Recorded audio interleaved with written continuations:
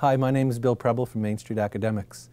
We put together this video as a way to simplify and explain a relatively complex and comprehensive process for improving school climate and learning. We really begin with the premise that any of this work that's worth doing is worth doing with students as partners. And one of the things that we find most exciting about our model is really we lead with students in every aspect of the program. For stage one of the process, we go into schools and begin by meeting with principals and an adult design team. And we try our best to align the school climate work with all the other school improvement initiatives that are underway, so it's not an add-on.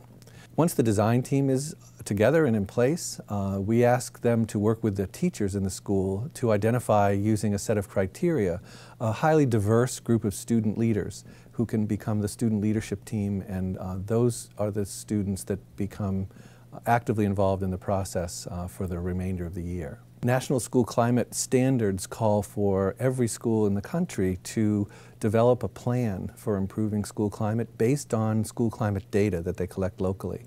We use students as researchers to collect the school climate data, and it's a very empowering opportunity for really students from grades 3 through 12 to serve as researchers. The students conduct a school climate survey with teachers and with all their peers.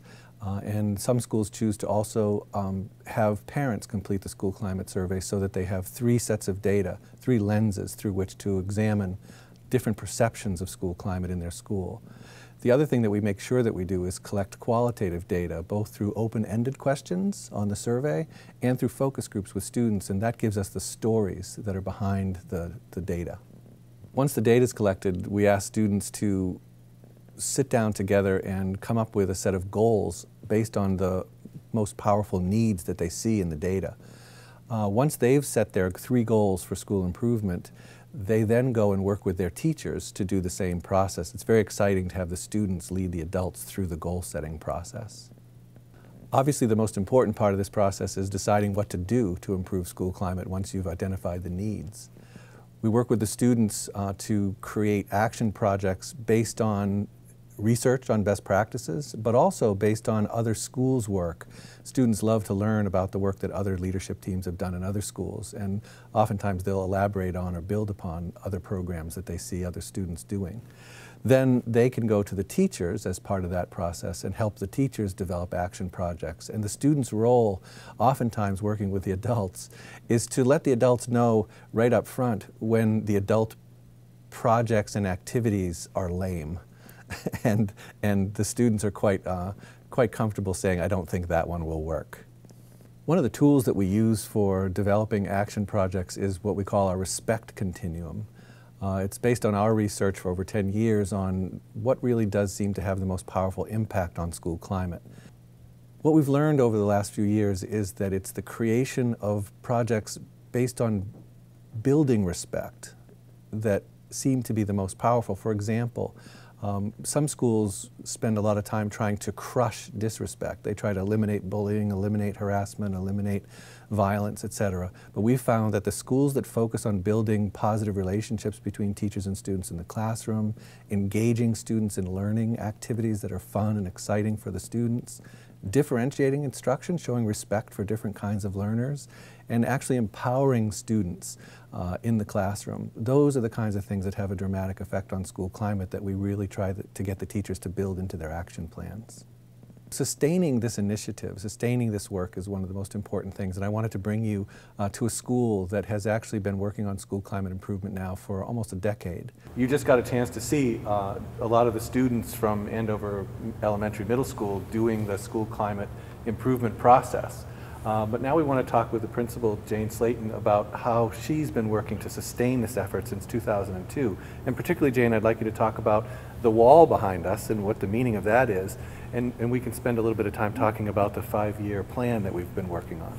Sure. I guess in 2002 we created a talking wall, which we felt represented the importance of school community. Our gym happens to be the focal point for the community where all the big events are held, and we thought we would want something that would represent community and working together. And everyone in our school had a piece in the wall from kindergarten right through 8th grade. So the connection between school climate having the students be empowered to actually create kind of a symbol of community was a powerful piece. And more recently, we've been really working on taking some of the initiatives that have been underway here and making those sustainable by putting them in a long-range plan. Could we talk a little bit about that? Our long-range plan had input from everybody, and actually started with the student input. We went to them with the first long-range plan that we had done and talked about what it meant, so that in their understanding, what it meant to them from their point of view, how it looked, examples, and they started by working on it first. And we give our students a huge voice in our school because they know what's going on here, and they're able to take their ideas and go to a staff meeting or go to the teacher's room or go to their classroom teachers and talk about changes or their perceptions. The book that we always talk about in our workshops is called The Predictable Failure of Educational Reform. And what Saracen says there is that when you want to have a school improvement initiative that really is going to work, you need to focus on shifting power relations.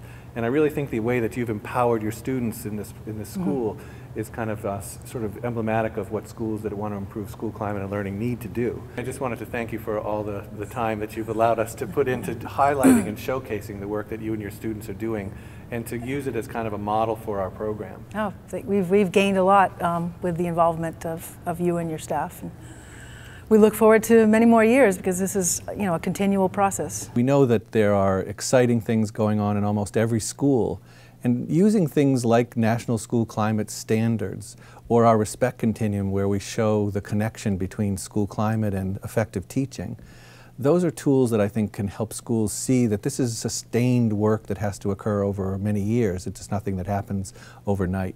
We really encourage any schools that are interested in learning more about this process to call us. Shining star for you to see what your life can truly be. Shining star for you to see what your life can truly be.